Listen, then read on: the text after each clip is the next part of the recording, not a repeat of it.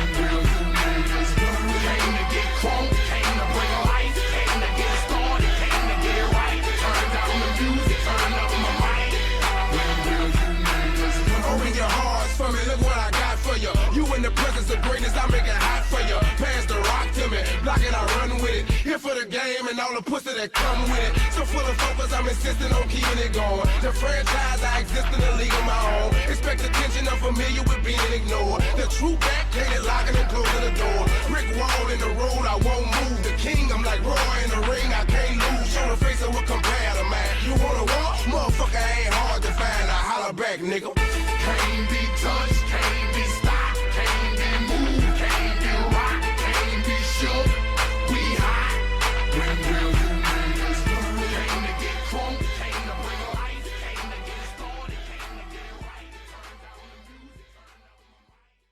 Je viens de Clichy-sous-Bois, de l'association Laissez le Feu, festival au top, un début d'après-midi au top avec un tournoi pour les jeunes, ils s'amusent, ils s'éclatent, c'est l'essentiel, c'est le principal.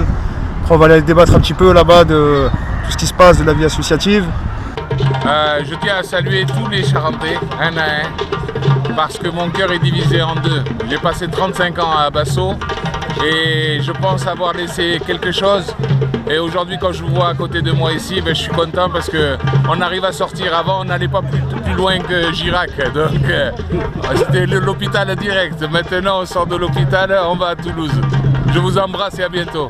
Alors, moi je suis pas le roi des messages, hein. Moi, je veux dire juste que ça nous fait plaisir que vous soyez présents, que vous représentiez le quartier, en espérant pouvoir partager une nouvelle expérience, mais cette fois-ci de l'autre côté, c'est-à-dire à Angoulême. Jean-Louis Lorca, je suis vice-président du conseil départemental, ex-conseil général. Vous savez que lors des dernières élections, le conseiller général est devenu conseiller départemental et les conseillers généraux, conseillers départementaux.